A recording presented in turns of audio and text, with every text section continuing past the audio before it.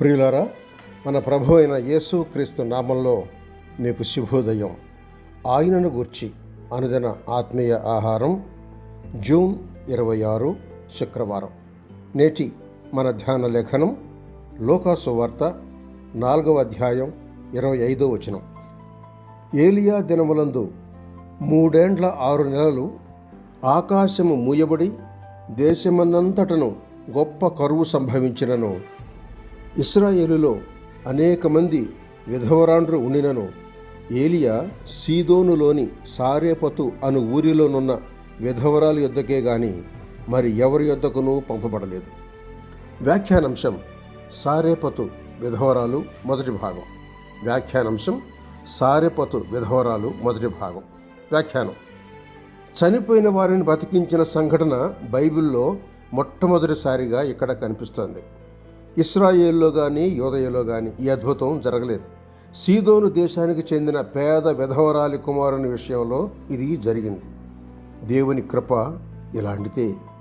దేవుడు తన ప్రవక్తకు మార్గం చూపించాడు. దేవుడు చూపిన విధంగా ఒక అడుగు వేస్తే ఆ తరువాత వేయవలసిన అడుగును ఆయన చూపిస్తాడు. ఏలియాకు సారెపతు గ్రామానికి వెళ్ళమని ముందుగానే చెప్పలేదు. కెరీతు వద్ద ఆ వాగు ఎండిపోయిన తరువాతే ఇప్పుడేం చేయాలో తెలియపరిచాడు. మనం అనుదినం ఆయనపై ఆధారపడి నిశ్చితంగా ఉండాలని ఇందులో ఆయన ఉద్దేశం. అసలు ఏలియా వంటి ధీరునికి, విధేయునికి ఈ పాటలేంటి? కెరీతు వద్ద ఉండడం ఎందుకు? సారెపతులో విధవరాలి పంచన చేరడం ఎందుకు?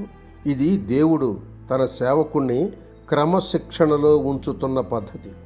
హెబ్రీయులకు రాసిన పత్రిక 12వ అధ్యాయం 3 నుండి 11 వచనాలు చదవండి. శిక్షించడమే కాదు, ఆయన పోషించేవాడు. ఆదికాండం 22వ అధ్యాయం 14లో ఆయనే చూసుకుంటాడు అనే అభయం ఉంది.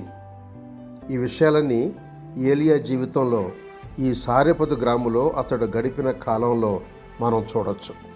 ఏలియా సారెపతు గ్రామం చేరే సమయానికి ఆ విధవరాలు దిక్కు తోచని పరిస్థితిలో ఉంది.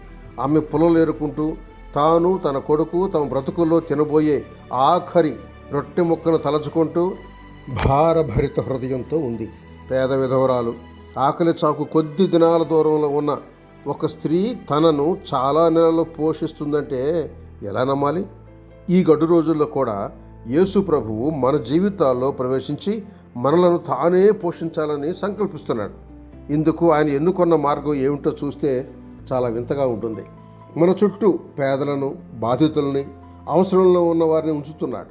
వీరిలో మన సేవకులు ఉన్నారు. వారిని మనమే పోషించాలి, వారికి సహాయపడాలి. విధవరాలు ఏలియాను పోషించలేదు. ఏలియా ఆమె ఇంట్లో ఉన్నందుకు ఆమెకే పోషణ సమకూరింది. మనకు తారసపడిన వారికి మనం సహాయపడితే, మన కోసం ప్రార్థిస్తున్న దీన సేవకులను మనం ఆదుకుంటే, వారి ద్వారా వేరొక విధంగా మనకు పోషణ, దీవెన కలుగుతాయి. మత్తయి సువార్త 25వ అధ్యాయం 31 నుండి 46లో ఉన్న ఉపమానాన్ని చదవండి. సశేషం 2వ భాగం రేపటి సంచికలో. శుభములతో వందనాలు.